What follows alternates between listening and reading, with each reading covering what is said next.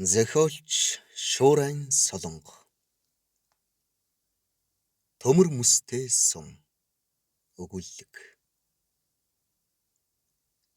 Цасны ус шалбалзан урсах гүн тайгад хаа нэгтээ бархирах шувуун дуунаас өөр чимээгүй. Дийн атал ил нам гүмийг цочоож мод шажигнан унах нь сүрхий содон дуулдав. Удалгүй тэр зүгээс хугархай хусч ирсэн нэгэн бээр нойтон цас хөглөрүүлэн гарч иржээ. Буй төрхн оргодол бас улын шинжтэй агаад гөлийсэн хүйтэн харц амнаасаа үг унгаж үзээгүй болов гэмээр хөрзгөр царай хэтиттэл ургасан сахал самбай ширэлдэж сэгсийсэн их үсэн түүнийг тийм төрхтэй болгожээ. Шөрмөс хялгасаар хэлгэж торгоосон арьсан дээлэрхүү хувцаан нарийн агсаргаар чанд ороож түүнээс нь цөөптөр сумтай хормсго унжаад номаа хөвчөөр нь өрөөсөн мөрөндөө угалсан түүний хөлөө боож тунтарсан нэхийг гутал гэхэд хэцүү. Тэр бээр чирчирсэн модоо газар орхиод нойтон цасан дээр өвдөглөж цас сувглан жирэлцэх уснаас ажуухан шимэн уух нь хүртэл нэг л хүмүүн бусын аягтай. Даахирч бөөмнөрсөн үс нь усанд дүргдэн хөв хүйс сайх хүмүүн сая сэхэ орох мэт өндийж хүйтэн усаар нүрээ хэдэнтэй шударч норгоод усаа гоожуулан моддын үзүүр ширтэж хэсэг сатаарав. Хүйтэн гөлгөр харцанд нь ямар нэгэн бодол санаа үл илэрнэ. Тэгснээ гүнзгий санаа алдаад бүсэндээ авчулсан чандаг мэтийг суг татан хажуудаа тавих мөртөө авчирсан модныхоо нарийн хуурай мөчрийг хугчин цасны чийг нь арилж энэ хавьда өр ханхлуулан харлах товгор дээр зэрэглээд өврөөсөө хэд захиур уул гарган яхихын зургүй төөдөг асаалаа. Чингээд гутал орлсон баглаатай нэхээ төрийнээс бяцхан хутаг гарган өнөөх чандгаа дорн янзалж гэз дотрын харгааруу чулуудаад нэмгэн зулмгар арсыг хуу татах нь тунч сурмаг. Хормсгоноос нэг сум суглан авч туулайны шалдан биеийг туушд нь шорлоод дүрлцж буй түүдгэн ялгүй дарж утаа манаргаж түүнийг дээр нь тавилаа. Чухмал шорлогт зориулсан мэт сумны төмөр мөс галын элчинд өнгөө хувирахыг ажсаар өнөөхөр бодолд дарагдав. Цэргийн бүрээн дуу гинт хадсан ч тэр төдөх юмгүй бэлдэж яарвчлан арвдтаа нийлсэн саяхан атлаа илэн хулангийн үе мэт санагдана. Тэдний зуут хөдөлгөөн мордтойгоор өдөр шөнөгүй довтлогож нэгэн их хүдэнт хангайд тулж ирэв. Хууй салхи шиг явсан болохоор газрын баримжаач байсангүй. Мордоо орхин цааш явган замнахыг тушаасан тул ойн захад игнэн зогслоо. Тэгтэл хоройд мортон ирж билээ. Дуулганы сарвчаар нүрээ дарсан тэр эрс цагаан эсгийгээр битүү хулдаж модон дамнуургад тэгнсэн нэгэн шарил мэтийг газар хүргэлгүй дээдлэх ажгуу. Тэр бүлгэрс мордоос илгээд цааш түргнээ хөдлөв. Тэдний бараа тасрахад зуут араас нь хөдөлж замдаа цэргүүдийг арвтаар таслан үлдээсээр явжээ. Тэднийх 5 дахь арвт болж үлдсэн юм. Моддын дээгүүр сүү шиг цагаан тэргүүтээ их уул дүнхийн. Энд хүрээд арвтан тэднийг зогсоож удалгүй өөдөөс нь гарч ирэх арвтыг өчиггүй намнаад буцах тушаал авснаа дуулгажээ. Альбай тушаал зааварт эргэлзэн лавлаж сураагүй Монгол цэргийн ёсоор тэд нүд цавчилгүй хүлээлээ. Өөр хаяархын хэрд 6 дахь арвтыг 'мөнгөн дуулахтай эхэс тэргүүлэн гарч ирэхэд арвтан Мөнгөн дуулахтыг үлдээ. Бусдыг харав гэж тушаажээ. Морь хазаарлах төдий хугацаанд нэгэн зуутын 10 нөхрөө газар хэвтүүлчихэд тэд мөнгөн дуулахтыг даган гэдрэг буцацгаав. Тэгтэлч энэ тэндээс сум шунган ороод ирж билээ. Цочин харвал өмнө нь явсан мөнгөн дуулахт хэдийн газар дад цооноос нь сумны цустай зэв сухиж байх нь тэр. Аравтын нөхд нь энэ тэндгүй гулдайн унахыг харж амьд үлдэх ёсгүй болсноо ойлгох тэр агшинд хэвлийг нь сум өрөмдөн орсон. Жанжин онцглоо. Хэний сум бэ гэж хэн нэгний уурсан хашгирахыг сонссон тэр агшинд ухаан алдсан юм. Зэрэг хөл амь алдсан нөхдийнхөө дунд байв. Цус алдаж тамирцсан ч өндийж чадсан төдийгүй шархтуулсан сумаач суг татж хайжээ. Одоо л өхөндөө гэж хүлээсэн ч тэр цаг нь болоогүй бололтой. Нэгэнт хальж одоогүй хойно нэгийг хийх хэрэгтэй болж ойр байснаар нь мөнгөн дуулахтын агсаргыг хоромсогтой нь авч мөлгсөөр үхэл цус нөмөрсөн тэр айхтар газраас холдсонсон. Тэр хоромсогт нь байсан нь өдгөө чандаг шорлон шарж буй энэ төмөр мөстэй сум бөгөөд өдий хүрэх аян замд хань болсон эдлэл бөлгөө. Ам гарах гэж бишгүй хүч зарцуулсны хүчинд тэр хөл дээрээ босч ин уулнаас уул руу сэлэв модтойгоос шивэр битүү тайг руу дамжин зайж явав. Зайхын учир нь золионд гарагстаас амьд үлдсэнийг мэдвэл хөгтөрийн цааз хатуу мөрөөр нь мөшгөж мөчөөр нь жиргэж хаяхыг мэдсэнд оршимой. Тэр эргэж харихч аргагүй. Нутагтан хүрвэл төрөл төрөсөд овг гарвалтнаач хөөднө гэдгийг ойлгоод инхүү өдөр хоногийг аргацаана.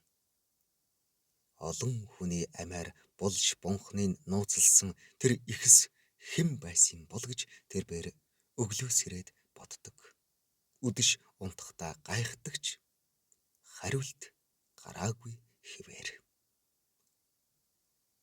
Яв явсаар дөрвөлжин модон уртсанд амьдардаг шар үстнүүдийн газарт хүрээд тэр нутгаасаа халин гарснаа мэдж эргээд Монгол эрдэндээ дөтлөхөөр тэмцэв.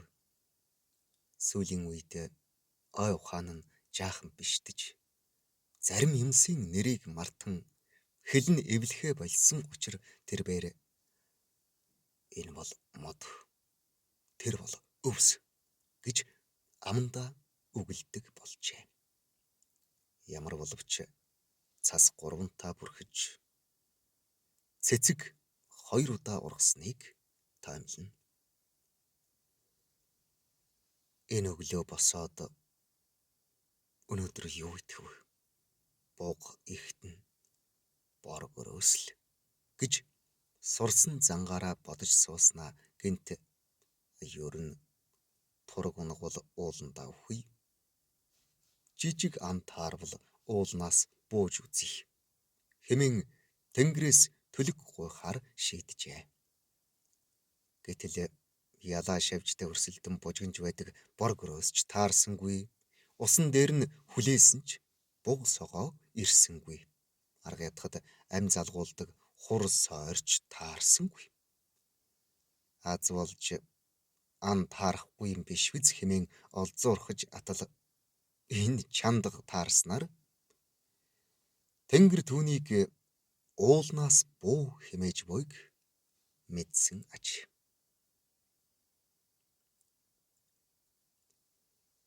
Мах түлэгдэн хиншүү ханхлахад тэр бодлоосоо сэрж халуун төмөр сумыг ханьцуугаараа жиргэлэн аваад Яруу санд руу өмхлөв. Хүний бараа харалгүй удсан болохоор уулнаас бууна гэхээр дотроо халширч өөртөө элдв асуулт тавин мөнгөнөх тул Махныхаа амтыг ч мэдсэнгүй. Тэгснээ түүхийн мах амтагдахад санаандгүй ай ай ай гэж намуухан хахираад цочирдон дууга хураав. Хүний дуу сонсох эвгүй ч юм шиг. Гуйны шүүрхий хэсгийг буцааж нурманд булаад ерөөсөө хүмүүн таартал явъя. Уулзаад яриа хөрөг нь сонсъё. Хэрэг бишдмээр бол хэлгүй хүн болсгой гэж бодож тогтов. Хэсэг бодлогошроод нурмнаас нүүрс болох шахсан махаа авч өмглээ.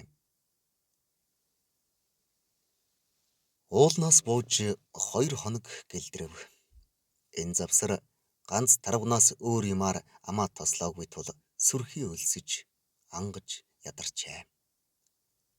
Нэгэн хөндийд хэдэн гэр бүхий отог таарлцсанд айжимээхэж умартан очиж захын бор гэрийн гоочилбол хүний мөрөөс болсон өтөл эмгэнийх таарчээ. Эмгэн түүнийг өрөвдөн халгалсаар хооллож унтлаад авдар саваа онгочин гайгүй гисэн дээл хувцс өмсгөж үс зүсийн янзлан хүмүүн төрхөнд нь оруулжээ. Ярих юмгүй мань хүний ээрч муурхыг хэд хоног ажигласан эмгэн хэл яриа дядуу нэгэн ажгав хэмээн барглаад элдвийг шалгааж төв утсангүй өөрийнхөө аж байдлыг л гол төлөв хөөрнөн. Нэгэн удаа эмгэн баг хүү маань агсаргаан бүслээд цэрэгт отсон. 3 жил боллоо. Их хаантны тэнгэрт хальдаг жил шүү дээ. Одоо хүртэл сураг чимээгүй. Амьд явдаг болоосой гэж сахиулсандаа даатгаж сууна гэж хуучилжээ. Үнийг сонсоод золбин эр аянганд нэрвүүлсэн мэт манрав. Өдий хүртэл бөглөрч чиглэрсэн бодлынхан зангилаас задарч ямар чухал оршоолгод оролцсноо сая л ойлгов. Ингэж амьдын төдий гэлдэрч явснаас айл эрт авай Чингис хааны хөтөч болж Тэнгэрийн оронд одох байсан ажгүй. Нэг байтугай нэлээд амиа өргөөдч хүртэж үл чадах тийм хишиг хүртээлээс би өөрөө зайлв гэж үү. Хааны үлмийгөөс чингэж зугатаад одоо хаа хүрэх вүлээ. Хувь заяанда гомдсон цэргэр одог айлын ахлаачийг эрен хайж уулзаад өөрийн учир явдлыг илэн далангүй тоочин хэлээд цаашид хэрххийг толгой бүхийн асуужээ. Үхээс бусдыг үзсэн цэцэн бурлын төрхтэй тэр ахлаач түүнийг удтал ширтээд алдаа гэмн хаана байгааг авлага өглөг нь хэзээ ирэхийг чи бид хоёр хэрхэн мэдэх билээ. Ямар боловч түүнээ өөрийн улаан биеэр үүрч дуусах та хэмээсэн бүлгөө. Чингээд тэр отогт үлдэв. Ээл болсон эмгнийг ээжийнхээ адил асарч тойлж өнгөрөөгөөд нэгэн намар хүнс базаахаар отгийн эрсийг даган ууланд гарчээ.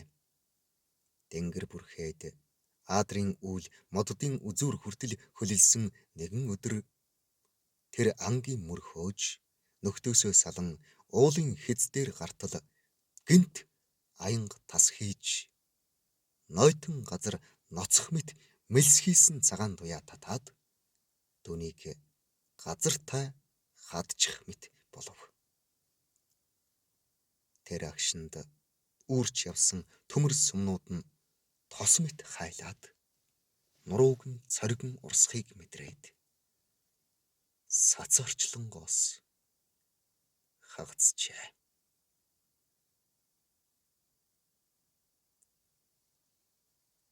Зөхөлөвдсөн Шуурайн Солонго. Уншсан Эрхэнбаярын Баддорж.